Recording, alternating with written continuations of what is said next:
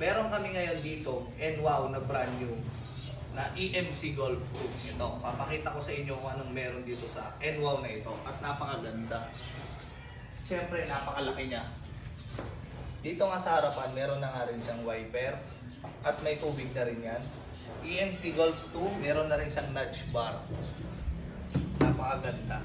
At dito nga sa poging mugs at gulong niya, meron na tayo ditong 130/60 size 10. Napakaganda at napakalapad na ng mugs niya. Sa likod niya, meron na rin siyang bumper. Ito. May bumper na rin siya. At syempre, nilalagyan na rin tayo ng gulay dito. Stainless na rin ito. Ito na nga yung modelo at naka-suspension na rin yan. Apat nga nito ay may shock na. Apat na nga dito ay naka-suspension na rin. 6'1 nga ang height ko pero kayang-kaya pa rin. At napakaluwang pa rin. Sa luwang nga nito, kaya pa yun dito. Pwede ka pa magkarga dito. Bali, apat nga ang mga karga nito. Kahit malalaki kayo, okay na okay.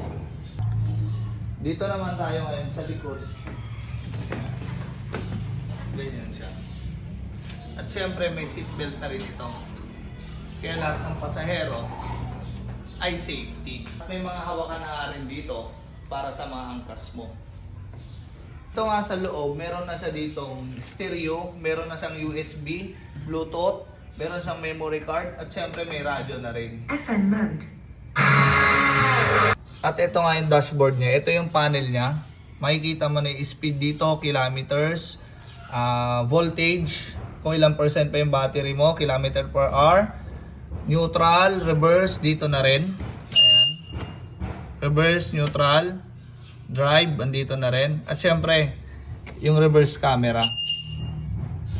Ayan. May reverse cam na rin siyang kasama. Ito na nga yung transmission niya. Pinunta mo dyan, reverse. Ayan, iilaw na yan. Reverse cam niya. Neutral, drive, sports mode. Ayan, napakaganda. Syempre, pag naiinitan ka, pwedeng number 1 yung fan niya. Pwedeng number 2.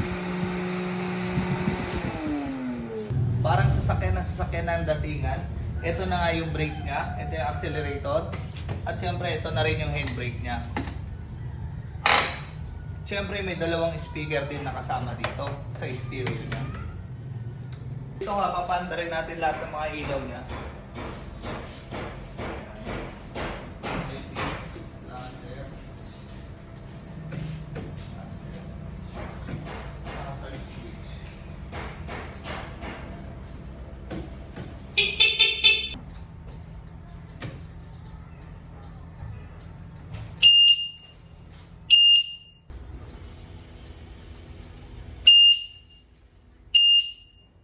Ito nga, bubuksan natin yung compartment. Ito nga pala yung compartment sa harapan ay napakaluwang. Huwag kayong mag-alala sa compartment dahil hindi kayo mananakaon dahil disusi na rin talaga yan. Dito naman sa likod ay nakasusi rin yung mga battery niya. 5 battery.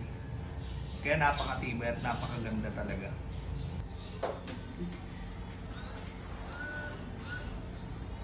Kaya nga binili namin ito.